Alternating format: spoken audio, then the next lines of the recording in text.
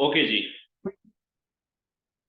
तो सबसे पहले जी हम ये देख लेते हैं कि एक चार्ट पे चले जाते हैं, किसी भी चार्ट के ऊपर। आई थिंक लास्ट टाइम मैंने जो लेवल बनाए थे, ये देखिए मैंने सेव किया हुआ है। न्यूजीलैंड डॉलर और कैनेडियन डॉलर, ये आपका जो, हाँ जी बिल्कुल ये बनाए थे।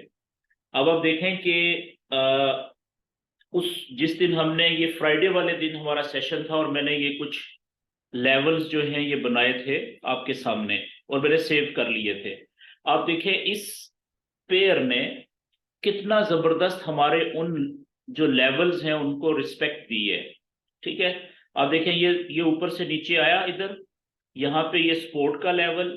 ठीक है, इसने इसको नीचे जाने से रोका। ये 4 घंटे का कैंडल है जी, इसको आप 1 घंटे पे भी लेके आ सकते हैं। ये देखें तो ये कितना जबरदस्त, देखें ऊपर से आया, इसको तोड़ के वापस गया ऊपर। रेजिस्टेंस का जो लेवल था ये वाला पहले जो सपोर्ट था, इसको अब ये ऊपर तोड़ के नहीं जा सका। यहाँ से जब नीचे आया लोगों ने सेल की ट्रेड ली। उनका जो एसएल था वो यहाँ पे ऊपर था, टीपी जो थी वो यहाँ पे थी, टीपी हिट हुई देखें। फिर यहाँ से सपोर्ट के स्ट्रांग लेवल को जब ये तोड़ के नीचे नहीं जा सका, यहाँ से ऊपर जाने लगा, तो लोगों ने यहाँ से बाय की ट्रेड ली होगी, एसएल उन्होंने यहाँ पे रखा होगा, टीपी उन्होंने यहाँ पे लगाई होगी बाय की ट्रेड से। ठीक है, आप देखें टीपी उनकी हिट हुई और फिर यहाँ से दोबारा सेल की ट्रेड मिली।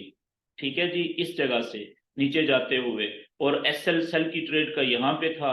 ठीक है, रेजिस्टेंस के लेवल से कम 15 से 20 पिप ऊपर, और टीपी उनकी फिर यहाँ पे थी। अब देखें अभी तक टीपी तो हिट नहीं हुई इस ट्रेड की, सेल की ट्रेड की, लेकिन टीपी हिट होने से पहले यहां तक अब देखें ये प्राइस आई थी, और यहां से जब ऊपर जाने लगी तो लोगों ने यहाँ पे ट्रेड क्लोज कर दी होगी, ज्यादातर लोगों ने अच्छा खासा प्रॉफिट लेके। तो ये आपके सामने देखें कि है सपोर्ट एंड रेजिस्टेंस के जो लेवल्स होते हैं, वो 70 to 80% तक वो बड़ा अच्छा रिजल्ट देते हैं। ठीक है ना।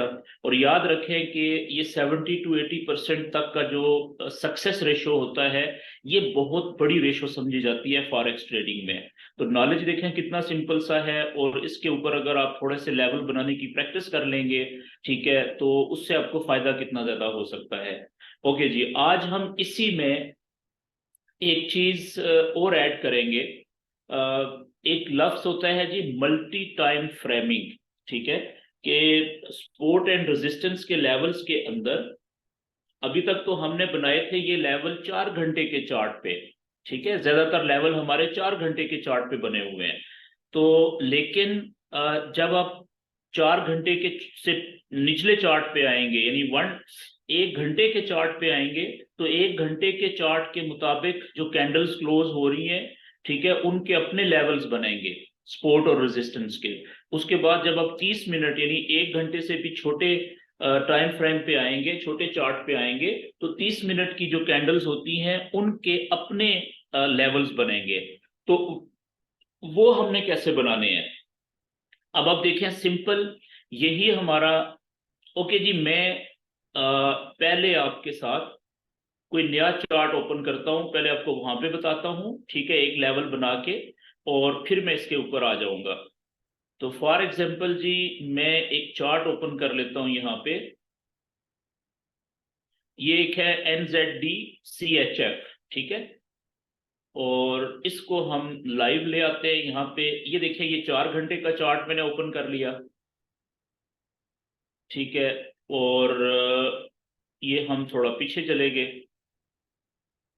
अच्छा, इसमें यहाँ पे आप देखें कि इस जगह के ऊपर यहाँ पे ये मैं एक लेवल बनाने लगा हूं जी। यहाँ पे देखें कितना जबरदस्त, ये 4 घंटे के चार्ट पे, 4 घंटे का चार्ट ये है।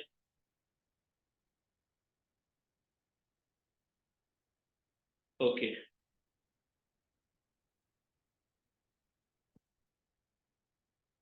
ये लाइव जहां पे मार्केट चल रही है यहाँ पे आ जाए। ठीक है, ये लाइव जो मार्केट चल रही है यहाँ पे आज के दिन की, हम यहाँ पे आ जाते हैं। तो इस जगह के ऊपर अगर मैं एक सपोर्ट और एक रेजिस्टेंस का लेवल बनाऊं, ठीक है, 4 घंटे के चार्ट के मुताबिक। अच्छा, इसमें आप देखें 4 घंटे के चार्ट के मुताबिक अभी तक कुछ कैंडल्स ने कुछ बहुत ज्यादा एक लेवल के ऊपर रेजिस्टेंस या सपोर्ट शो नहीं की यहाँ पे। तो इसलिए मैं थोड़ा सा पीछे जाता हूँ ताकि आपको बात की समझ आ जाए ना। फॉर एग्जाम्पल,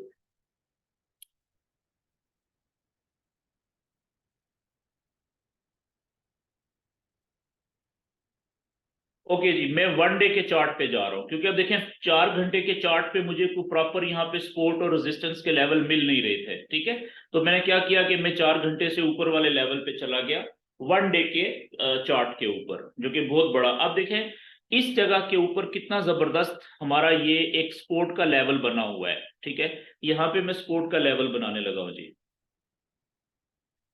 और एक दिन के चार्ट के ऊपर जो मैं सपोर्ट का लेवल बनाने लगा हूं उसका जो कलर है, लेट्स से कि मैं ये ब्लैकिश सा रख देता हूं।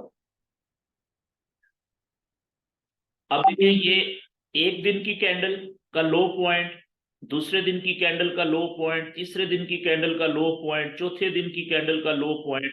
तो ये जो चार कैंडल्स हैं ये वाली, इनके जो लो पॉइंट्स हैं वो देखें ये बिल्कुल तकरीबन एक ही जगह से,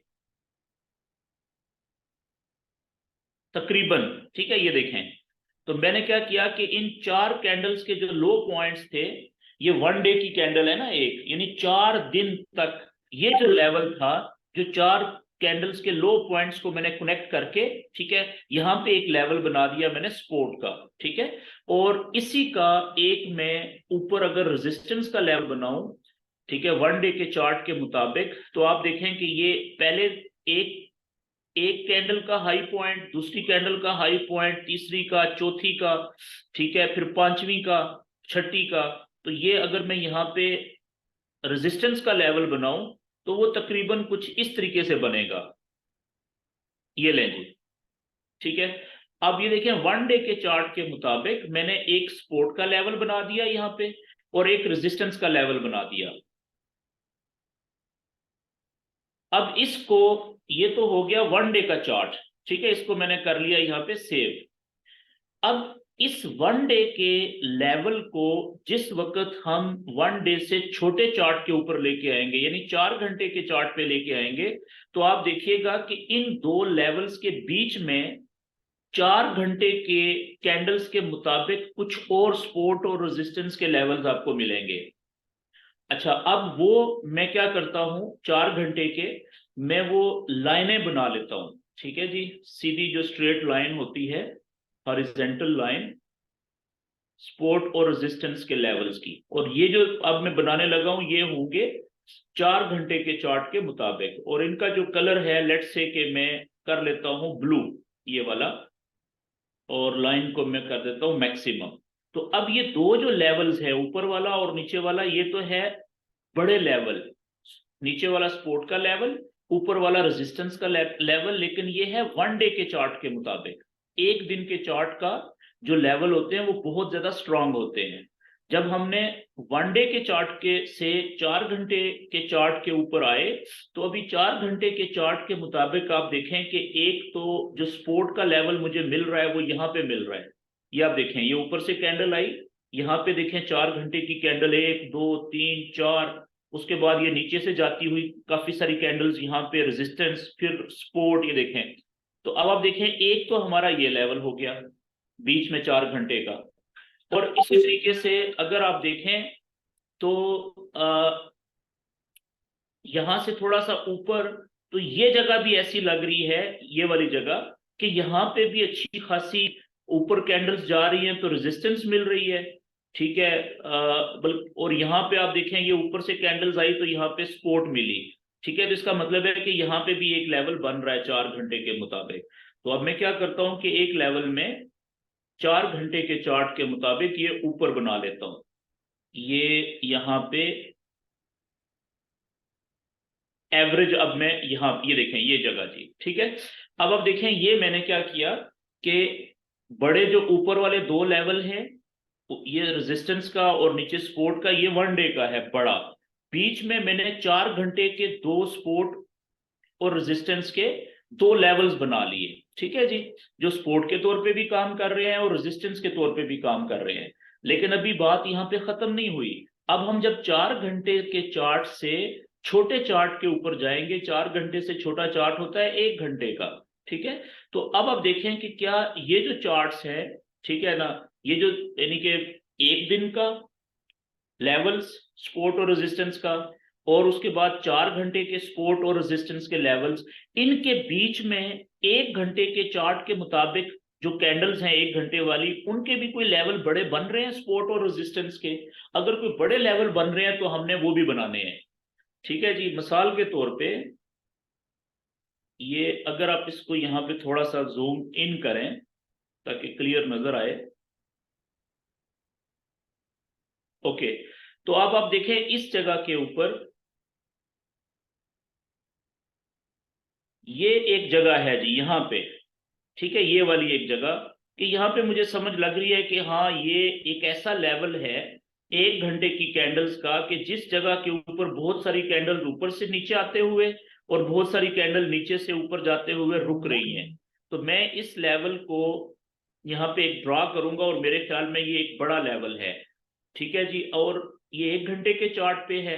तो मैं अब 1 घंटे की चार्ट के मुताबिक जो लाइन है उसका कलर मैं कर देता हूँ, लेट्स से कि ये पिंक सा, ठीक है, ताकि मुझे देखने से ही पता चले कि ये 1 घंटे वाला सपोर्ट या रेजिस्टेंस का लेवल है। और मैं इसको ड्रा करता हूं इस जगह के ऊपर, ये आप चेक करें जरा। ठीक है जी, अब ये मेजर लेवल है। अच्छा, एक और लेवल मुझे नजर आ रहा है जी 1 घंटे के चार्ट के मुताबिक, मैं वो भी ड्रा करने लगा हूं।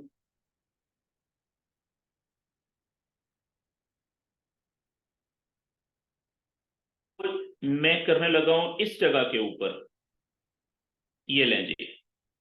अब आप देखें कि मैंने क्या किया कि चार्ट एक ही है, ठीक है, एक ही चार्ट के ऊपर मैंने 1 डे के चार्ट के मुताबिक सपोर्ट और रेजिस्टेंस के 2 लेवल बनाए।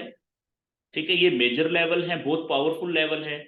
उनके बीच में मैंने 4 घंटे, ये नीले जो नीली लाइन वाले जो लेवल्स हैं 1 और 2 लेवल मैंने 4 घंटे के चार्ट के मुताबिक बनाए। और उसी के अंदर मैंने फिर जब 1 घंटे के ऊपर आया चार्ट पे, तो बीच में मुझे 1 घंटे के कैंडल्स के 2 लेवल्स और बन गए। ठीक है ना, ये देखें ये वाला जो पिंक लाइन है और नीचे वाली पिंक लाइन। अच्छा, अब मजे की बात ये है कि अगर आप इनको थोड़ा सा जूम इन करके देखें, ठीक है ना, अगर आप 1 घंटे से भी छोटे चार्ट के ऊपर जाएं 30 मिनट के ऊपर, तो इन सारे लेवल्स के बीच में अच्छा खासा फासला है। ठीक है, अच्छा खासा फासला है, ये देखें कितनी स्पेस है बीच में।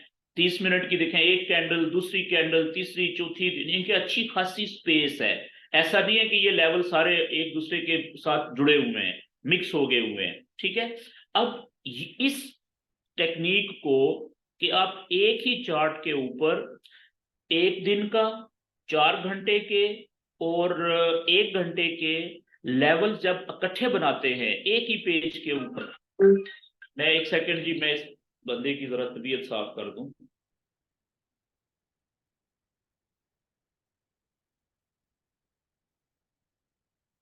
जी भाई, मैं अभी जूम मीटिंग में बिजी हूँ। 1 घंटे के बाद मैं आपका मैसेज सुनूंगा। ठीक है ना, आप अपने टीम लीडर से बात करो, वो आपका मसला जल्दी करवा देगा जो भी है।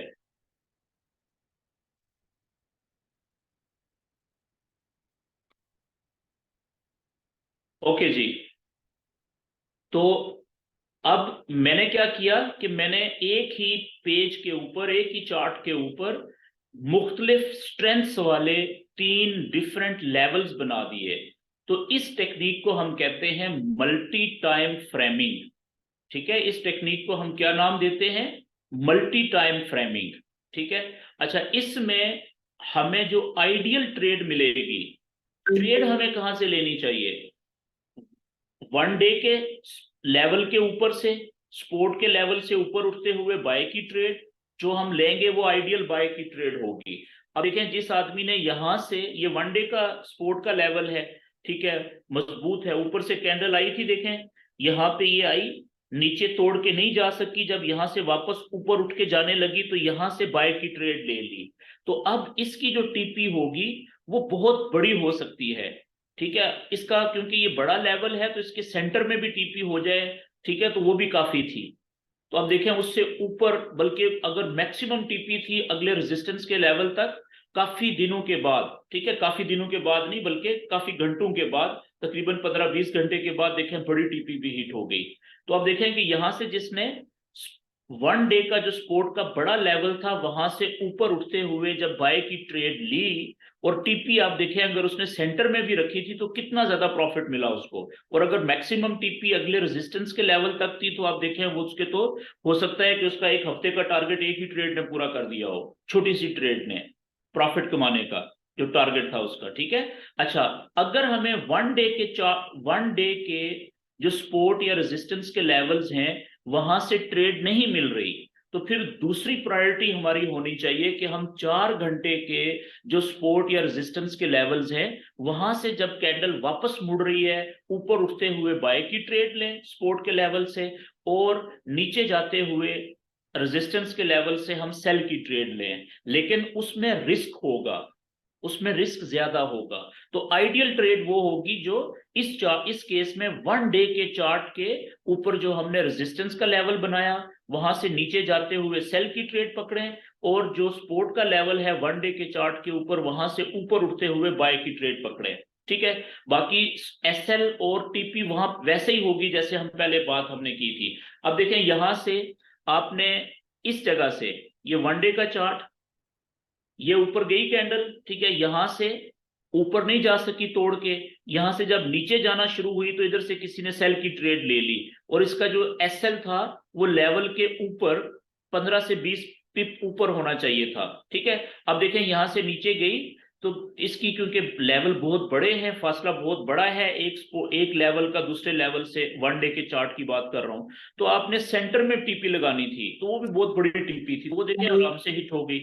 अगर आपने टीपी नीचे लगाई हुई थी मैक्सिमम अगले सपोर्ट के लेवल पे, तो भी जिस वक्त आपने देखा कि यार ये इतना ज्यादा प्रॉफिट में तो जा चुकी है, तो वो मैंने आपको बताया था कि आपने अपना जो स्टॉप लॉस था जो ऊपर था उसको आपने नीचे ले आना था प्रॉफिट में। तो अगर आप लेट्स से कि यहाँ पे आपका स्टॉप लॉस आपने कर दिया हुआ था, तो ये ट्रेड टीपी हिट किए बगैर वापस जब ऊपर जाना शुरू हुई तो अच्छे खासे प्रॉफिट पे आपकी ट्रेड फिर भी क्लोज हो गई, एसएल हिट हो गया प्रॉफिट में। तो इस तरीके से आप अपने प्रॉफिट को मैनेज कर सकते हैं, रिस्क को कम से कम कर सकते हैं, ठीक है जी। अच्छा, अब आगे देखें कि अगला जो लेवल हमारा ये वाला लेवल है रेजिस्टेंस का, ठीक है, वही स्ट्रॉन्ग जो 1 डे का है। यहां से कैंडल गई ऊपर, इस लेवल को तोड़ा, ये देखें कुछ कैंडल्स जो हैं वो ऊपर ही क्लोज हुई, ठीक है, 1-1 घंटे की ये कैंडल्स हैं। तो अब यहाँ पे जिन दोस्तों का सेल की ट्रेड उन्होंने पकड़ी थी, हालांकि यहाँ पे आप देखें कि सेल की ट्रेड अभी उसने कोई इतनी ज्यादा दी नहीं है, यहाँ पे ऑफर की है सेल की ट्रेड के, यहां से आप सेल की ट्रेड ले सकते हैं। जिन दोस्तों ने यहां से सेल की ट्रेड पकड़ी थी और एसएल यहाँ पे लगाया था उनका एसएल हिट हो गया है। लेकिन जिन्होंने थोड़ा सा वेट करके प्रॉपर जगह से इस जगह से रेजिस्टेंस के लेवल से नीचे जाते हुए सेल की ट्रेड पकड़ी है उनका देखें टीपी, बड़ी टीपी भी हिट हुई है। जो सेंट्रल हाफ वाली टीपी थी आधे रास्ते वाली वो जल्दी हिट हो गई, जो मैक्सिमम टीपी थी देखें वो भी हिट हुई है, ठीक है। तो इस तरीके से ये जो मल्टी टाइम फ्रेमिंग होती है ये हमें सपोर्ट एंड रेजिस्टेंस के लेवल में ये बताती है कि सही जगह से बाय या सेल की ट्रेड लेने की जगह कौन सी है। मतलब हम जल्दबाजी में गलत जगह से ट्रेड नहीं लेते फिर, ठीक है। अब मिसाल के तौर पे ये जो चार्ट आपके सामने है इसमें अगर मैं आपसे पूछूं कि भाई बाय की ट्रेड हमें कहां से लेनी चाहिए थी, आइडियल जगह बाय की ट्रेड लेने की कौन सी थी इस चार्ट में, ठीक है, तो आपके जहन में ये आएगा जी बेस्ट ट्रेड ये थी यहां से बाय की, और देखें मैक्सिमम टीपी हिट हुई है। अच्छा जी, दूसरी बेस्ट जो आइडियल ट्रेड थी वो होनी थी यहाँ पे, ये जो सपोर्ट का लेवल यहाँ पे कैंडल ने तोड़ा है, अगर यहां से ये नीचे ना जाती कैंडल्स, यहां से अगर वापस ऊपर उठती, ठीक है, यहां से हम, क्योंकि ये 1 डे का चार्ट है स्ट्रॉन्ग जो सपोर्ट का लेवल है, तो यहां से ऊपर उठते हुए हमने जो बाय की ट्रेड लेनी थी अगर ये ऊपर जाती तो ये बड़ी जबरदस्त हमारी बाय की ट्रेड होनी थी। अच्छा, कुछ दोस्तों ने यहाँ पे बाय की ट्रेड ली होगी इस जगह पे, अब उन्होंने जो एसएल रखा था स्टॉप लॉस वो कहाँ रखा होगा, ये सपोर्ट के लेवल से 15 से 20 पिप नीचे इस जगह पे, ठीक है, और टीपी उनकी कहाँ पे हुई होगी, कम से कम भी ये सेंटर में इस जगह पे। तो ये तो ऊपर गई कोई नहीं, तो उनका एसएल हिट हो गया, स्टॉप लॉस हिट हो गया, थोड़े नुकसान से उनकी ट्रेड बंद हो गई, बड़े नुकसान से वो बच गए। अगर उन्होंने स्टॉप लॉस ना लगाया होता यहाँ पे, ठीक है जी, तो ट्रेड तो गई ना उनके नॉलेज के खिलाफ, मतलब ट्रेड तो नुकसान में चली गई ऊपर जाने की बजाय, टीपी तो ऊपर थी। फर्ज करें कि वो इस थोड़े से प्रॉफिट में भी नहीं काट सके ट्रेड को, तो अब अगर स्टॉप लॉस यहाँ पे ना लगा हुआ होता, तो अब उनका नुकसान आप देख लें कि कितना ज्यादा हो सकता था। ठीक है, तो इसलिए याद रखें कि स्टॉप लॉस आपकी ट्रेड का लाजम आपने लगाना है। टीपी भी लगाएं लेकिन स्टॉप लॉस लाजम लगाएं। स्टॉप लॉस का मतलब पिछले सेशन में हम डिटेल में बात कर चुके कि थोड़े नुकसान में आपकी ट्रेड क्लोज हो जाए ताकि आप बड़े नुकसान से बच सकें। थोड़ा नुकसान अगली बेहतर ट्रेड लेके, सही जगह से लेके, अपनी गलती से सीख के आप जल्दी पूरा कर सकते हैं। लेकिन अगर ज्यादा नुकसान हो गया तो फिर उसको शायद आप पूरा ना कर सकें जल्दी, वो आपको और प्रॉब्लम बना देगा आपके लिए। ये बात क्लियर होगी जी। अच्छा, वापस आते हैं कि जो मल्टी टाइम फ्रेमिंग टेक्निक होती है, ये हमें ये बताती है कि हमें सही जगह से बाय की ट्रेड कहां से मिल रही है या सेल की ट्रेड कहां से मिल रही है, वो है वन डे के चार्ट। लेकिन फर्ज करें कि अगर वन डे के चार्ट के ऊपर या उनके नजदीक तो है ही नहीं मार्केट, तो फिर हम क्या करेंगे जी भाई? ये टेक्नो स्पार्क आप जो टिक लगा रहे हो, तो मैंने आपको परमानेंट ब्लॉक करना है भाई अब। ठीक है, ये फौरन रिमूव करो, टेक्नो स्पार्क 6 गो। और नेक्स्ट टाइम ये आपने गलती नहीं करनी, क्योंकि मैं फिर मौका नहीं मिलेगा आपको।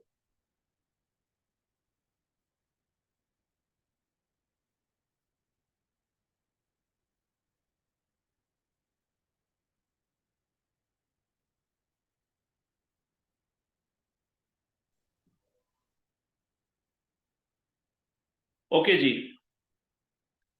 तो अगर वन डे के चार्ट के ऊपर जो आपने सपोर्ट या रेजिस्टेंस का लेवल बनाया है, वहां से आपको ट्रेड अच्छी नहीं मिल रही, तो फिर आप 4 घंटे के जो लेवल्स हैं, ठीक है, वहां से आप देखते हैं कि वहां से आपको अगर कोई ट्रेड अच्छी मिल रही है तो वो ले सकते हैं। तो 4 घंटे के आपने लेवल कौन से बनाए थे यहाँ पे?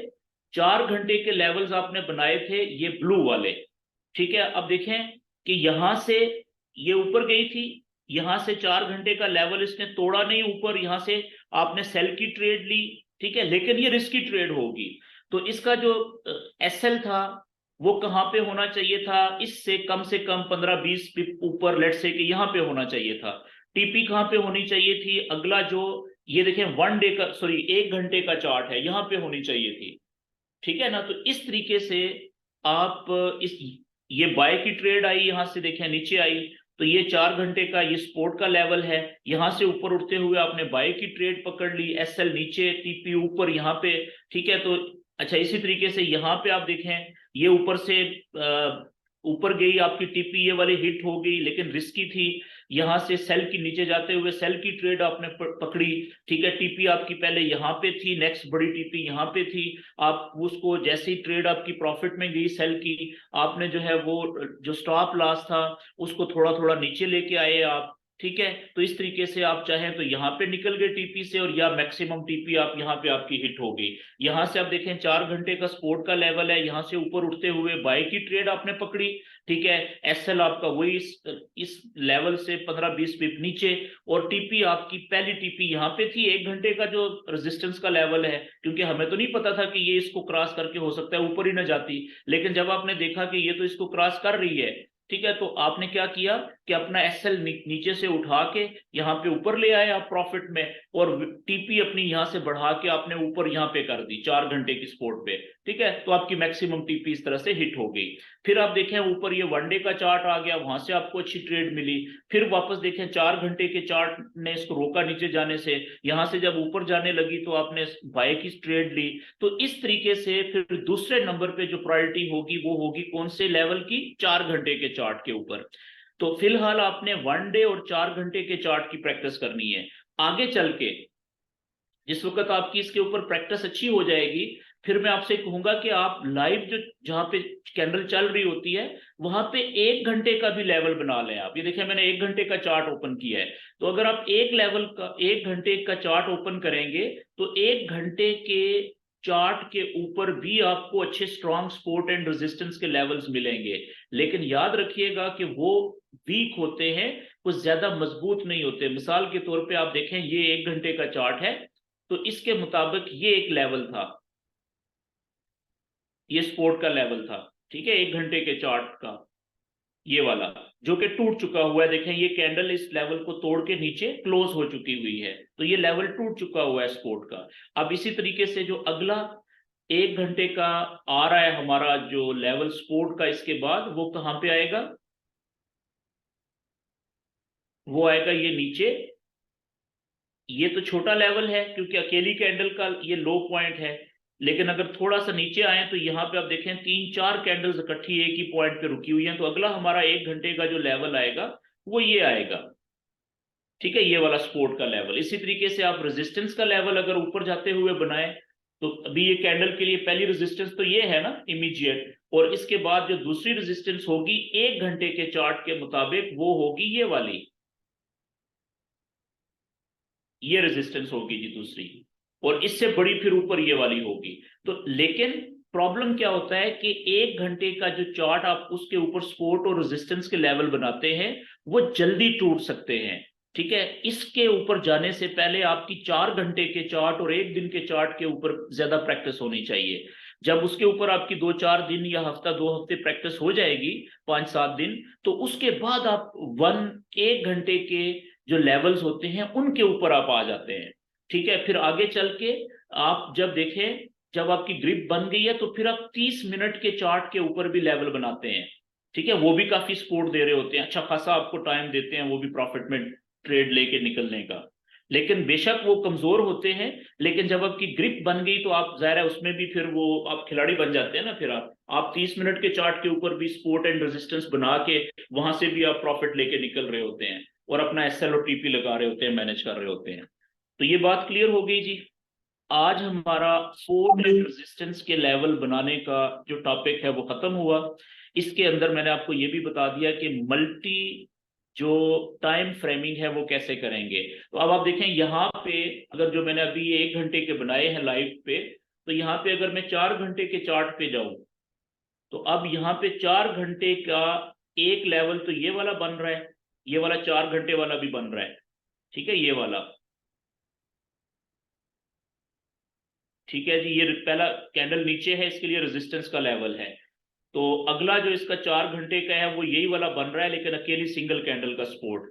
लेकिन ये जो ऊपर लेवल है ना ये वाला, ये रेजिस्टेंस का बड़ा लेवल है 4 घंटे के चार्ट के मुताबिक, ये वाला।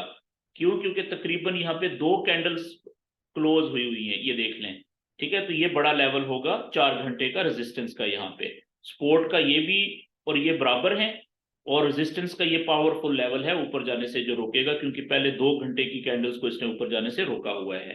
तो इस टेक्निक को कहते हैं जी मल्टी टाइम फ्रेमिंग। अच्छा, इसके ऊपर आपने प्रैक्टिस करनी है जी। प्रैक्टिस करने के बाद जहां पे आप कंफ्यूज हो तो आप इस तरह करें कि वहां पे उस चार्ट के ऊपर आप पिक्चर बना लें, क्लियर पिक्चर, स्क्रीनशॉट ले लें, और वो मुझे आप 1-2 स्क्रीनशॉट सेंड कर दें मेरे व्हाट्सएप के नंबर पे, ठीक है। और वॉइस मैसेज साथ कर दें कि आप क्या पूछना चाह रहे हैं, तो मैं जिस वक्त मुझे टाइम मिलेगा मैं आपका जवाब जरूर दूंगा। उससे आपको आइडिया हो जाएगा कि आप क्या गलती कर रहे हैं, ठीक है। तो इसी तरीके से आप आहिस्ता आहिस्ता बेहतरी की तरफ जाएंगे। वो कहते हैं ना, एक इंग्लिश की मशहूर कहावत है, practice makes a man perfect. पहली दफा जब आप कोई भी काम करते हैं वो परफेक्ट नहीं होता। जब आप उस काम को बार बार करना शुरू करते हैं, जितना आपको समझ आया अपनी समझ के मुताबिक, तो वैसे वैसे उसके अंदर परफेक्शन आना शुरू हो जाती है, वो आप जबरदस्त तरीके से करना शुरू हो जाते हैं। दूसरी दफा जो लेवल बनाएंगे पहली दफा से बेहतर बनेंगे, तीसरी दफा जो बनाएंगे वो दूसरी दफा से बेहतर बनेंगे, चौथी दफा जो बनाएंगे वो इस तरीके से आहिस्ता आहिस्ता आप बेहतरी की तरफ जाना शुरू हो जाएंगे। ओके जी, ये वाला टॉपिक यहाँ पे हुआ खत्म अभी। अब हम आगे बढ़ते हैं जी कि आज का हमारा दूसरा सेशन का टॉपिक वो था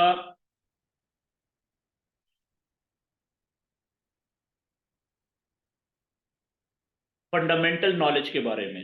कि फंडामेंटल नॉलेज क्या होता है। अच्छा जी, आप सब दोस्तों को पता है कि जब हमने ये सेशन शुरू किया था, ये बैच, तो मैंने आपको बताया था कि फॉरेक्स में जो नॉलेज है वो दो तरह का होता है। फॉरेक्स का नॉलेज दो तरह का होता है।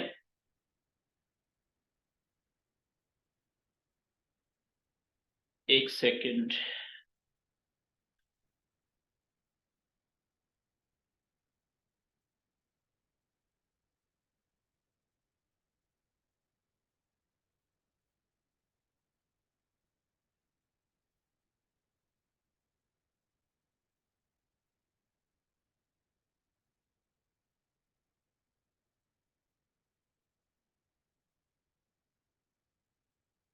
फॉरेक्स का जो नॉलेज है वो दो तरह का हमने बात की थी, कि एक होता है टेक्निकल नॉलेज,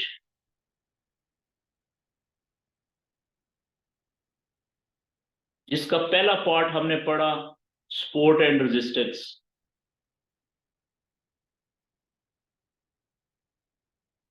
इसके अगले भी पार्ट्स हैं, दूसरा तीसरा वो हम आगे पढ़ेंगे, ठीक है। लेकिन दूसरा जो नॉलेज था जिसके बारे में हमने बात की थी वो थी फंडामेंटल नॉलेज।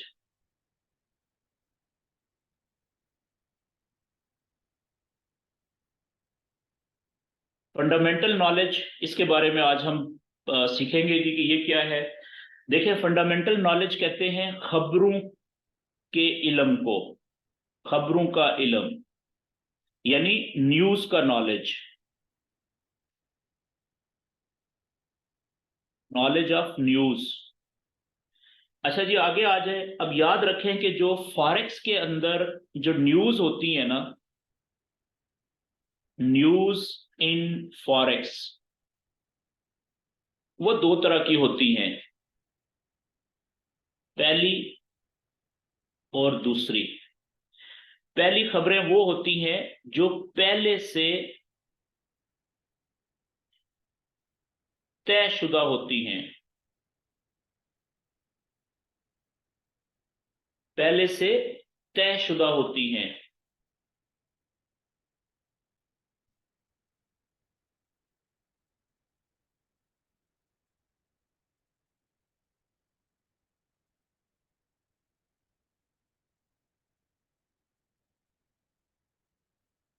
एक मिनट जी।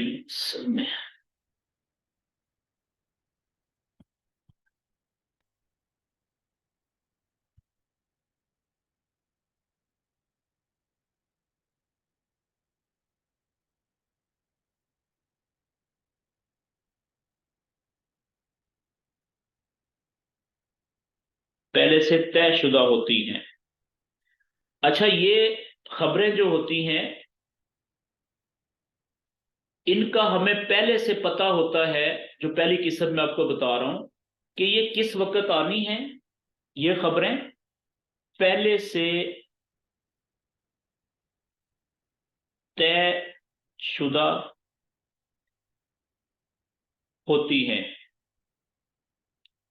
यानी आप एक महीना पहले आपको आपको पता चल जाता है, आप देख सकते हैं कि जो अमेरिकन डॉलर है, आज से एक महीना बाद अमेरिकन डॉलर की मंडे वाले दिन पाकिस्तानी टाइम के मुताबिक 4 बजे, 5 बजे, 7 बजे कौन सी खबर आने वाली है, उस खबर की हेडिंग क्या होगी और उसका जो एक्सपेक्टेड रिजल्ट है वो क्या है, ठीक है, तखमीना क्या लगाया जा रहा है, ठीक है।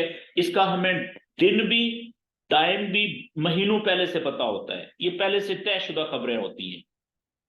अच्छा, अब आपके जहन में एक क्वेश्चन आएगा कि हमें ये खबरें कहाँ पे पता चलेंगी। तो मैं एक वेबसाइट लिख देता हूं यहाँ पे, आप इस वेबसाइट के ऊपर भी ये खबरें देख सकते हैं, ठीक है। और इस तरह की और भी काफी सारी वेबसाइट्स होती हैं जहां पे आप ये खबरें इनका आप देख सकते हैं। ओके जी, वेबसाइट का एड्रेस मैं लिख रहा हूं जी, www.forex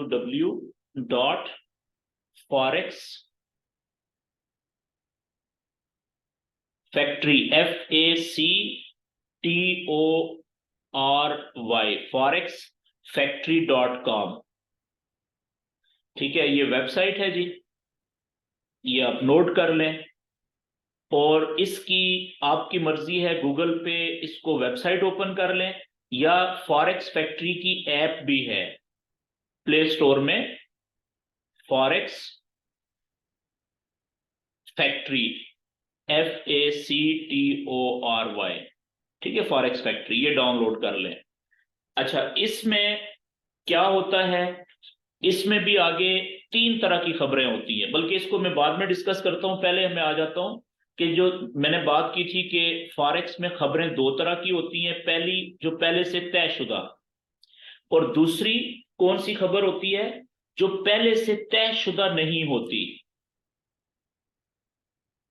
जो दूसरी किस्म वो है जो पहले से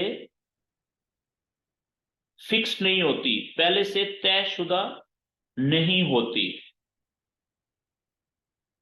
बल्कि अचानक आती है।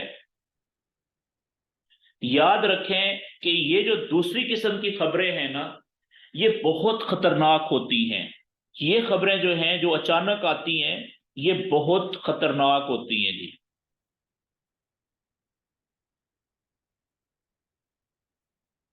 क्यों?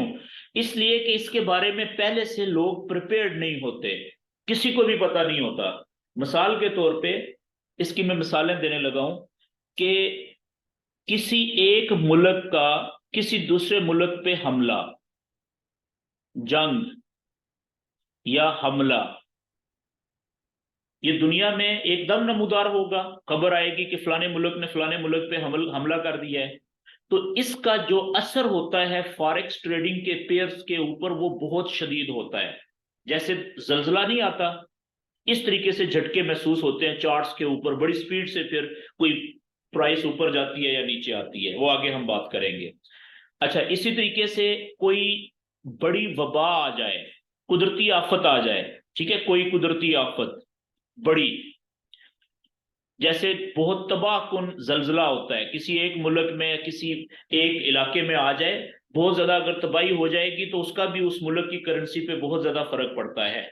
इसी तरीके से कोई बहुत बड़ा तूफान आ जाए, बहुत बड़ा कुदरती सैलाब आ जाए, जिस मुल्क में आए, जिस मुल्क में तबाही ज्यादा होगी, उस मुल्क की करेंसी पे उसका बहुत असर पड़ेगा। ठीक है जी।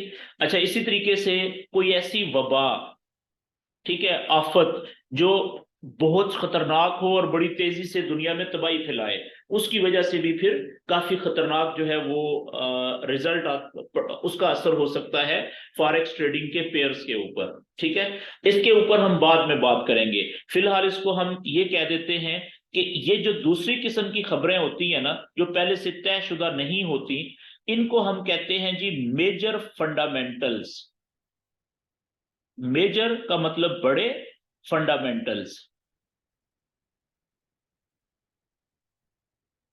जैसे इस वक्त एक मेजर फंडामेंटल चल रहा है, क्या? ये वाला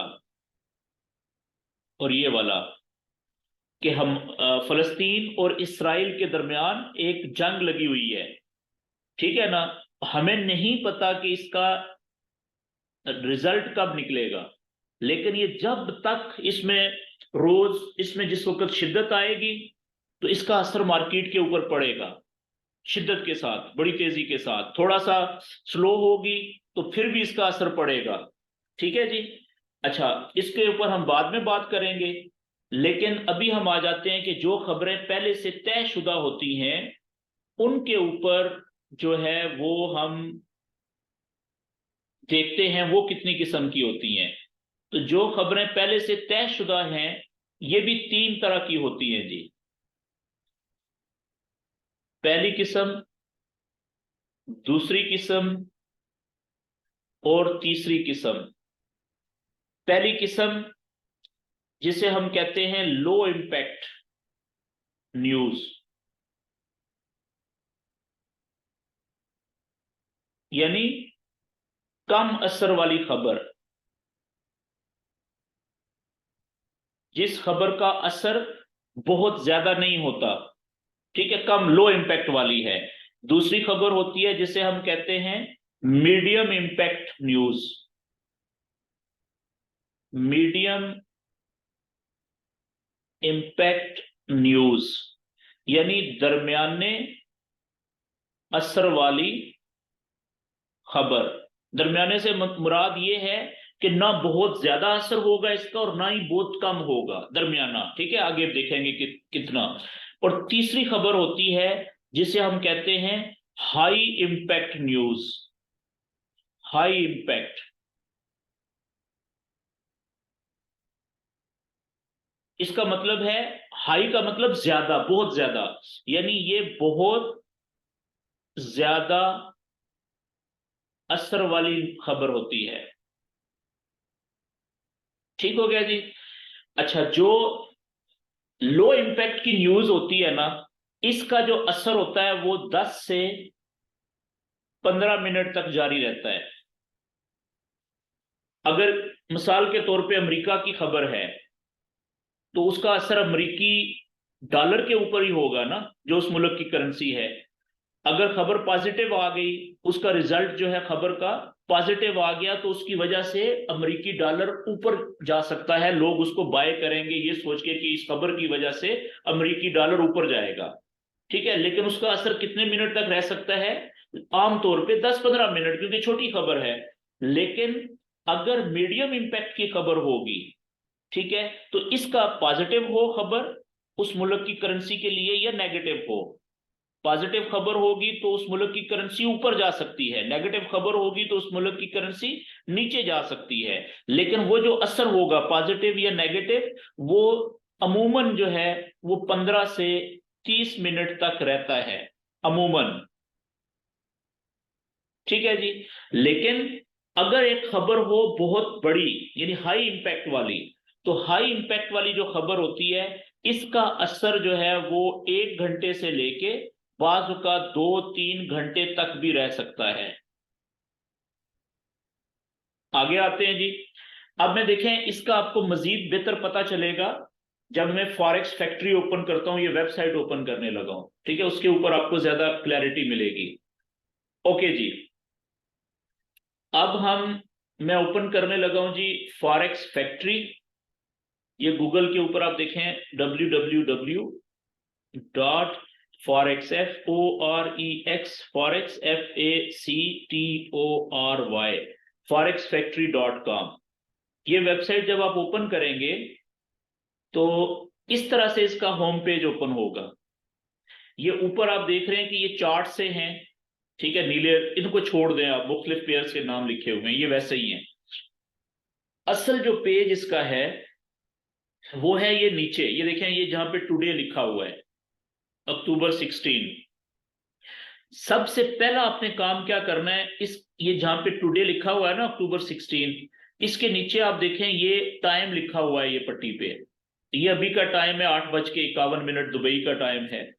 तो आपने सबसे पहले क्या करना है, अगर आपने ये वेबसाइट ओपन की है अपने लैपटॉप पे, टैबलेट पे, कंप्यूटर पे या इवन मोबाइल पे, तो यहाँ पे जो टाइम है ना, वो आपने देखना है कि क्या आपके डिवाइस के मुताबिक है ये टाइम। अब देखिए मेरे लैपटॉप पे भी टाइम यही है, 8:52 या 51। यहाँ पे भी ये टाइम है। अगर ये मुख्तलिफ हो तो आपने यहाँ पे ये जो टाइम है ना फॉरेक्स फैक्ट्री का, यहाँ पे आपने क्लिक करके अपना टाइम सेट करना है सबसे पहले। ठीक है जी, ये जैसे मैं कर रहा हूं, मैं यहाँ पे करता हूं अपना, हमारा जो अबू धाबी का है ये वाला। ठीक है, सेव सेटिंग की। अब देखिए मेरा 8:52 एग्जैक्ट वही टाइम हो गया है। तो आपने भी यहाँ पे फॉरेक्स फैक्ट्री की पट्टी पे जो टाइम आ रहा है उसको अपने लैपटॉप या कंप्यूटर के टाइम के मुताबिक सेट करना है आपने। इसका फायदा क्या होगा कि अब ये जो खबरों का टाइम है ना नीचे यहाँ पे जो दिया हुआ है फॉरेक्स फैक्ट्री में, वो आपके लैपटॉप या कंप्यूटर के मुताबिक आएगा, उसने ऑटो एडजस्टमेंट कर दी है। अब आप देखें कि ये आज के दिन की, ये लिखा हुआ है मंडे अक्टूबर 16, ये आज के पूरे दिन की खबरें हैं, जो ज्यादा अहम खबरें हैं पूरी दुनिया की फॉरेक्स ट्रेडिंग के हवाले से। तो अब आप देखें ये टाइम लिखा हुआ है जी। ठीक है, यहाँ पे टाइम की हेडिंग है। आगे ये करेंसी की हेडिंग है कि कौन सी करेंसी के बारे में खबर है आज आने वाली है। ठीक है, अब देखें ये NZD पहली खबर थी दुबई के टाइम के मुताबिक 1:30 सुबह, सुबह यानी कि आधी रात को न्यूजीलैंड डॉलर की खबर थी। और आगे देखें ये इम्पैक्ट का फोल्डर बना हुआ है, हेडिंग बनी हुई है इम्पैक्ट। इम्पैक्ट का मतलब कि ये इस खबर का असर कितना एक्सपेक्टेड था। वो जो मैंने बताया 3 तरह के असर होते हैं, कम, दरमियाना और ज्यादा। ठीक है, लो इम्पैक्ट, मीडियम इम्पैक्ट और हाई इम्पैक्ट। आप देखेंगे इम्पैक्ट के नीचे जो फोल्डर बना हुआ है ये येलो रंग का फोल्डर है। इस फोल्डर के ऊपर जब मैंने माउस रखा तो यहां पे लिखा हुआ आ गया लो इम्पैक्ट एक्सपेक्टेड। ये लो इम्पैक्ट वाली न्यूज है, यानी इम्पैक्ट के नीचे जिस फोल्डर का कलर येलो होगा ना। अगली खबर देखें, सुबह 3:01 पे थी, वो थी ग्रेट ब्रिटेन पाउंड जीबीपी के बारे में, लो इम्पैक्ट की। उसके बाद सुबह 8:30 जैपनीज येन की खबर थी, वो भी लो इम्पैक्ट की थी। उसके बाद सुबह 10 यूरो की थी, वो भी लो इम्पैक्ट की थी। लेकिन ये खबर आप देखें 4:30 शाम 4:30 सपहर 4:30 ये एक खबर थी अमेरिकन डॉलर की, यूएसडी की, और इसका फोल्डर का कलर देखें क्या लिखा हुआ है, रेड। और जैसे मैं माउस इसके ऊपर लेके आया तो ये लिखा हुआ आ गया हाई इंपैक्ट न्यूज।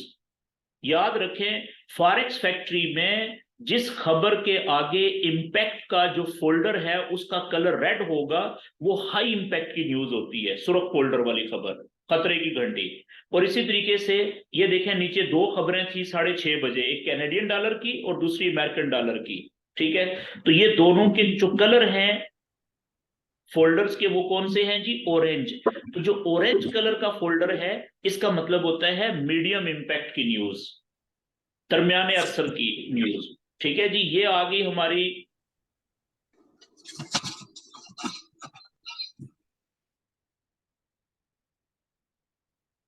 ओके जी। तो अब इंपैक्ट का फोल्डर का कलर देखना है। उसके बाद आगे ये हेडिंग है खबर की। ठीक है, पढ़ने का जो पढ़े लिखे दोस्त हैं वो तो पढ़ सकते हैं, जिनको नहीं इंग्लिश पढ़ना आती उन्होंने टेंशन नहीं लेनी, उन्होंने सिर्फ रंग देखना है। ठीक है ना। अच्छा, आगे देखें, असल बात ये होती है कि जब किसी खबर अभी आई नहीं होती, जैसे मिसाल के तौर पे अब आप देखिएगा कि आज तो 6:30 तो गुजर गए ना दुबई का टाइम। अब इसके बाद आज के दिन में और कोई खबर नहीं आने वाली। अब मैं कल की देखता हूं। मैंने आपको बताया था कि ये वो खबरें हैं जो पहले से तयशुदा हैं, ये पूरे 1 महीने की आप एडवांस में देख सकते हैं। अब जैसे कल की, आज 16 अक्टूबर है, मैं यहाँ पे देखें कल की जो आने वाला दिन है 17 अक्टूबर, टुमारो की मैं देखने लगा हूं। कल के दिन की ये खबरें आने वाली हैं जी, पूरे दिन की देखें कितनी ज्यादा खबरें हैं कल। ठीक है, और कल हाई इंपैक्ट की खबरें देखें कितनी हैं।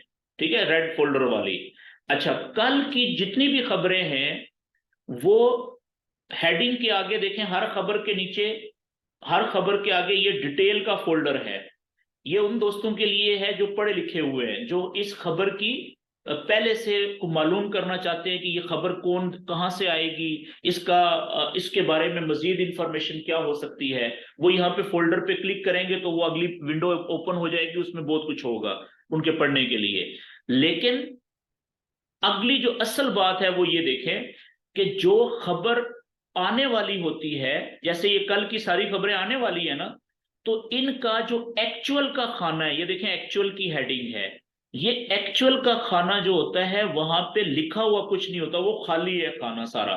एक्चुअल का मतलब होता है कि जो रिजल्ट आना है ना खबर का, जब उसका टाइम आएगा, जिस दिन उस टाइम के ऊपर यहां पे रिजल्ट शो हो जाएगा। ठीक है, लेकिन हर खबर की जो फोरकास्ट होती है, जो तखमीना होता है, अंदाजा जो लगाया जा रहा होता है रिजल्ट के बारे में कि क्या रिजल्ट आ सकता है, वो पहले से दिया हुआ होता है। ये देखें फोरकास्ट के खाने में। ठीक हो गया जी। तो हमने ये देखना होता है कि जब कोई खबर आएगी, उसका जब टाइम, यानी कि कल ये 12:30 पे सुबह अमेरिकन डॉलर की एक खबर है उसका। अच्छा, याद रखें कि रिजल्ट किसका आता है, जिसका तखमीना दिया हुआ होता है, जिस खबर का पहले से अंदाजा पहले से लगाया जा रहा होता है। ये देखें यहां पे लिखा हुआ है फोरकास्ट। लेकिन जिसका फोरकास्ट भी नहीं दी जा रही, अंदाजा ही नहीं दिया जा रहा, इसका मतलब है कि वो किसी बंदे की बातचीत है। वो रिजल्ट क्या आना है, वो बंदे ने बातचीत करनी है। जैसे देखें ये 12:30 खबर है कल, रात यानी कि थोड़ी देर के बाद अगली डेट जैसे शुरू होगी। तो ये कोई बंदा है जिसका नाम है हार्कर, ठीक है। एफओएमसी कहते हैं फेडरल ओपन मार्केट कमेटी को। अमेरिका का जो सेंट्रल बैंक है ना, स्टेट बैंक, उससे कहते हैं फेड बैंक, उसकी एक कमेटी है, उसको एफओएमसी कहते हैं, एफओएमसी कमेटी, ठीक है। फेडरल ओपन मार्केट कमेटी का जो मेंबर है जिसका नाम हार्कर है, उसने कहीं पे स्पीच करनी है, ठीक है, तो बातचीत करनी है, इसलिए उसकी पहले से फोरकास्ट कोई नहीं है। फोरकास्ट उसकी दी हुई होती है पहले से, जिसका फिक्स्ड कोई रिजल्ट निकालना होता है, नतीजा देना होता है कि भाई इतने % रिजल्ट आया है। मेरी बात समझ गए हैं जी? अच्छा, जैसे ही खबर आएगी तो जिस खबर की फोरकास्ट या तखमीना पहले से दिया हुआ है, उसके आगे यहां पे एक्चुअल के खाने में वो रिजल्ट लिखा जाएगा। आपने देखना होता है कि उस रिजल्ट का जो एक्चुअल आया है उसका कलर क्या है। 3 कलर होंगे जी। एक रेड कलर में रिजल्ट लिखा जाएगा। जिस खबर का रिजल्ट रेड कलर में लिखा जाए, इसका मतलब है वो नेगेटिव है, वो अच्छी खबर नहीं आई, रिजल्ट के मुताबिक वो नेगेटिव खबर है। और अब इसको लोग सेल कर सकते हैं। ये जो करेंसी है, जिस जिस पेयर में है, ये इसके नीचे जाने का चांस है, कितना जितना उसका असर है, इंपैक्ट फोल्डर। और अगर उस खबर का रिजल्ट ग्रीन कलर में आ जाए, सब्ज कलर में यहां पे लिखा हुआ आ जाए, मैं आपको दिखाता हूं, ठीक है, तो उसका मतलब होता है कि ये पॉजिटिव रिजल्ट आया है। ग्रीन का मतलब लोग इसको बाय कर सकते हैं, इस करेंसी को। और एक तीसरा होता है जो ब्लैक कलर में आता है। लें जी, मैं आज जितनी भी खबरें आई आज के दिन में, सारी आ चुकी हुई है ना, आप पीछे आ गए हूं मैं आज के दिन में, ये देखें एक्चुअल के खाने में देखें, ये जिसका फोरकास्ट दी हुई थी, ये देखें, ये खबर, ये रिजल्ट जब आया जापानीज येन का, तो ये रेड कलर में लिखा हुआ है। रेड कलर में अगर लिखा जाए तो इसका मतलब होता है कि ये जिस करेंसी के मुतल्लिक ये खबर थी, वो नेगेटिव आ गई उस करेंसी से मुतल्लिक। समझ गए? तो इसका मतलब ये हुआ, ये रेड कलर में रिजल्ट आ गया।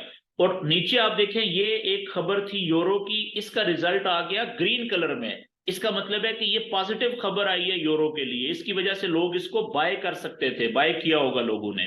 लेकिन कितना, खबर के असर को सामने रखते हुए, इंपैक्ट को सामने रखते हुए। अच्छा, आगे देखें कि 4:30 बजे एक खबर थी यूएसडी की, अमेरिकन डॉलर की, जो कि थी हाई इंपैक्ट की न्यूज। वो आ गई, ग्रीन कलर का डेटा आ गया एक्चुअल के नीचे। इसका मतलब है कि इस खबर का जो रिजल्ट था वो अमेरिकी डॉलर के लिए पॉजिटिव आया, जिसकी वजह से अमेरिकी डॉलर मजबूत हुआ और लोगों ने इसको बाय किया था यूएस डॉलर को, ठीक है। और आप में से कुछ दोस्त जो पहले से ट्रेड कर रहे हैं, तो आपने देखा कि इस खबर के रिजल्ट के बाद आज गोल्ड, जिसका पेयर बना हुआ है डॉलर के साथ, गोल्ड नीचे गिरा था, क्योंकि डॉलर ऊपर गया इस वजह से, तो इसलिए गोल्ड नीचे आया, ठीक है जी। तो ये वो रिजल्ट था।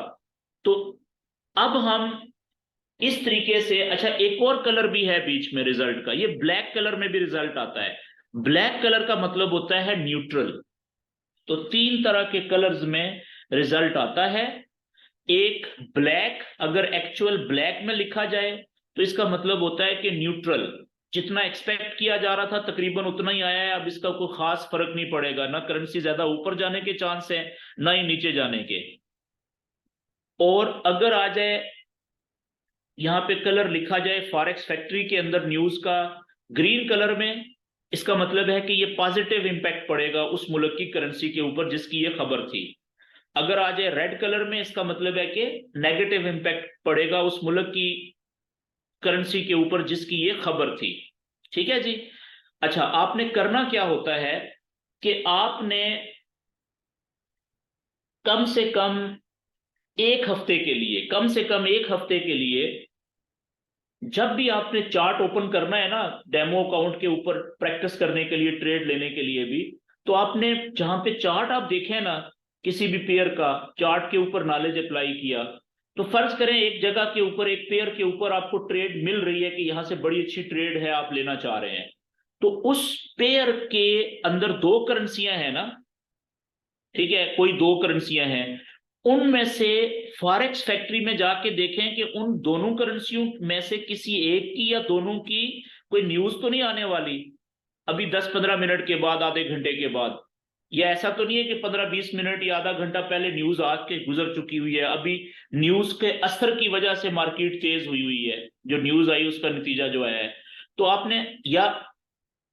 आपने ये देखना है फिर एक और बात, कि अगर न्यूज आने वाली है तो जैसे न्यूज आएगी, मिसाल के तौर पे न्यूज है अमेरिकन डॉलर की, और कोई ऐसा पेयर देख ले जिसमें अमेरिकन डॉलर है, जैसे यूएसडी जेपीवाई हो गया, यूएसडी सीएडी हो गया, यूएसडी यूरो हो गया, यूएसडी जीबीपी हो गया, ऐसा पेयर कोई देख ले जिसमें यूएसडी मौजूद है। तो जैसे ही यूएसडी का रिजल्ट आया खबर का, यहां पे देखें रिजल्ट क्या आया है, फर्ज करें पॉजिटिव आ गया, आप देखें कि उस पेयर के ऊपर कितना पॉजिटिव असर पड़ेगा, कितना उसको लोग बाय करेंगे, और वो तेजी जो मार्केट में है, कैंडल्स की जो मूवमेंट की तेजी है, वो कितने देर तक रहेगी, तो वो आपने देखना होता है।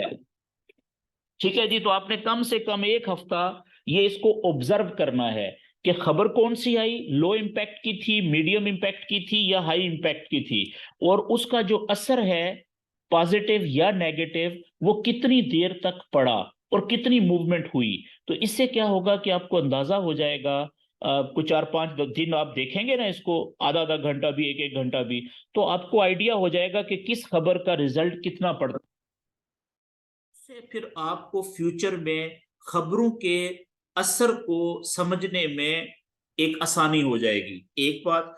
अच्छा, दूसरी बात ये कि जो दोस्त पढ़े लिखे हैं, ठीक है, वो जो इंग्लिश पढ़ना जानते हैं, वो खबर आने से पहले, अब जैसे मिसाल के तौर पे ये तो आज खबरें आ गई ना, अब मैं कल के जो कल आने वाला है 17 तारीख को, ये देखें मैंने ये टुमारो पे चला गया यहां से ऊपर से, तो ये अब एक खबर है, ये न्यूजीलैंड डॉलर की हाई इंपैक्ट की न्यूज आनी है सुबह 1:45 बजे। तो अभी रिजल्ट तो नहीं आया ना, मैं अभी ही डिटेल वाला जो फोल्डर है उसको क्लिक करूंगा, तो यहाँ पे ये डिटेल वाला पेज ओपन हो गया है। इस पेज के लेफ्ट साइड पे तीसरे नंबर पे जो हेडिंग है, ये यूएल इफेक्ट, ये लाजम पढ़ना होता है आपने। ये यूएल इफेक्ट, इस खबर का जो अमूमी असर है वो क्या हो सकता है, ये देखें, एक फिक्रा है जी, एक्चुअल, एक्चुअल का मतलब जो रिजल्ट आना है, ग्रेटर अगर ज्यादा हुआ, देन फोरकास्ट, जो तखमीना लगाया जा रहा है अगर एक्चुअल उससे ज्यादा हुआ, इज गुड फॉर करेंसी, तो ये करेंसी को मजबूत कर सकता है, करेंसी के लिए अच्छा साबित हो सकता है, लोग इसको बाय करेंगे। मेरी बात समझ गए?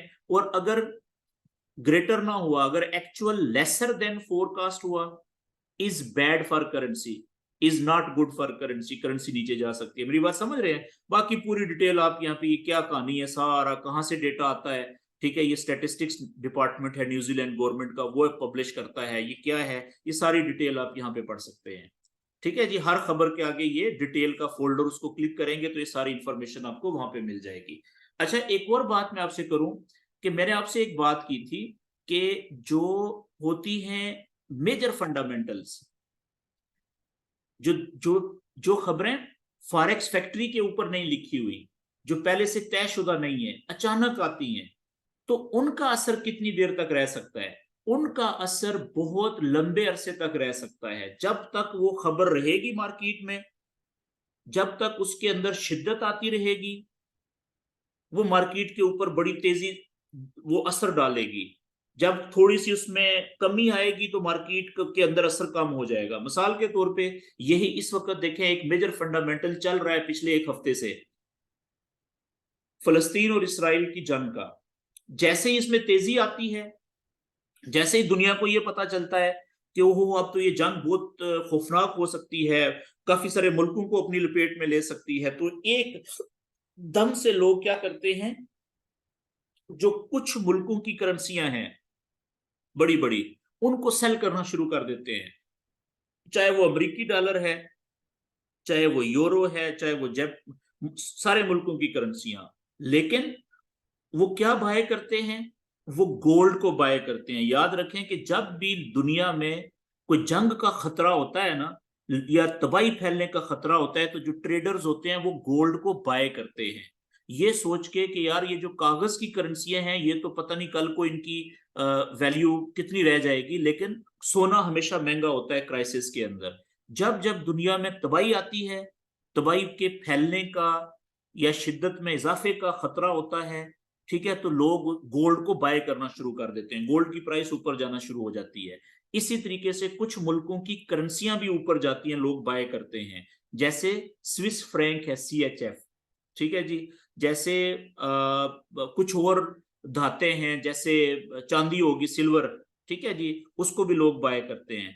तो कहने का मतलब ये है कि किसी भी मेजर फंडामेंटल का असर उस वक्त तक रह सकता है जब तक कि वो उसका रिजल्ट नहीं निकलता, जब तक वो मसला हल नहीं होता। वबा है तो वो खत्म नहीं होती, या उसकी कोई इलाज नहीं आ जाता। जंग है तो वो खत्म नहीं हो जाती, कोई फैसला नहीं हो जाता। ठीक है, जल्जला है, जल्जले के झटके खत्म नहीं हो जाते, तबाही खत्म नहीं हो जाती। तो उसका खबर के ऊपर डिपेंड करता है कि वो कितने अरसे तक तबाही फैलाएगी खबर, और उस वक्त तक, जब तक वो जब जब तबाही ज्यादा फैलाएगी, उस वक्त फिर वो मार्केट के ऊपर असर अपना ज्यादा डालेगी। तो ले जी, आज का जो सेशन है मेरा यहाँ तक ही जी। अब आप सब दोस्त अपने अपने माइक ऑन कर लें, जिसने क्वेश्चन करना है वो क्वेश्चन कर सकता है जी, आज के टॉपिक्स के हवाले से।